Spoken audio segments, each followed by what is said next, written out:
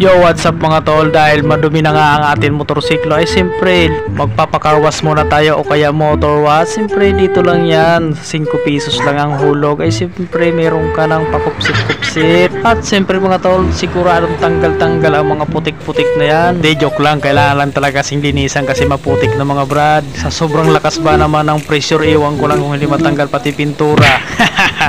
At ito na nga mga idol, grabe ang lakas ng pressure, sigurado talagang tanggal ang mga putik-putik dito. Tignan nyo, kailangan natin ispira ng lahat bawat ng sulok-sulok nyan kasi para tanggal yung mga alikabok at siyempre yung mga putik-putik na rin at siyempre yung mga dahon-dahon na nakasabit dyan sa gilid-gilid na yan. Grabe, kailangan mabusisi ang bawat sumpit natin para tanggal talaga ang mga putik na yan, mga lupa-lupa na yan dyan. Kailangan puliduhin natin ng sobra para okay na okay at siyempre para hindi tayo lugi sa 5 piso.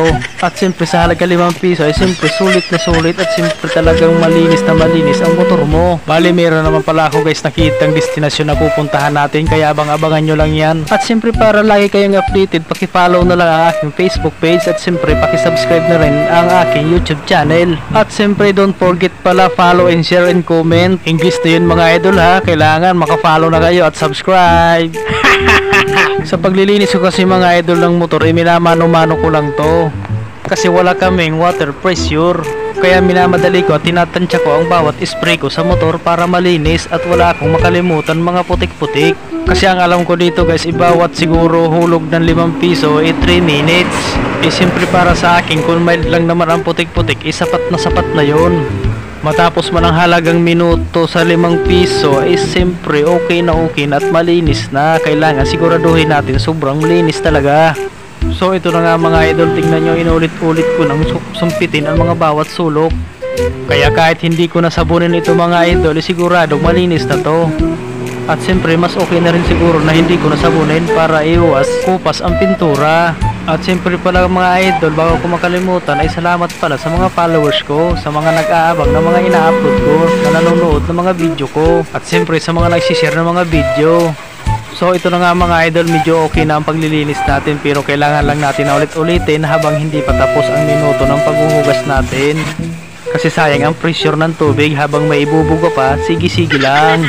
Kaya mga idol, hindi naman sa pagkukuripot, talagang kuripot talaga ako. Kasi wala na akong pera. Kailangan ko lang talagang magtipid. Kaya mga idol, baka naman. Pero may pa pala ako idol, napakaganda pala nito pang negosyo. Kaya sana mayroon mag-sponsor sa atin. Baka naman. Kayo mga idol mga nanonood, wag na kayo magdamot. Malapit na ang Pasko, kaya dapat tayo ay magbigayan. Kaya yung mga ninong-ninang ko dyan, humanda na kayo, pupuntahan ko kayo dyan. So ito na nga mga idol, malapit nang matapos ang pressure. Ito nga, natapos na nga.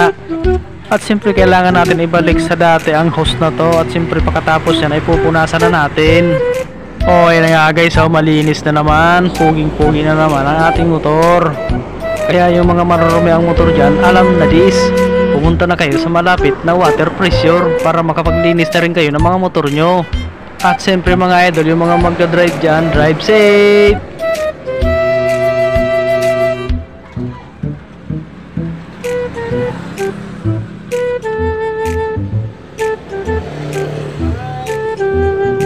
Yeah, you got that yummy, that yum.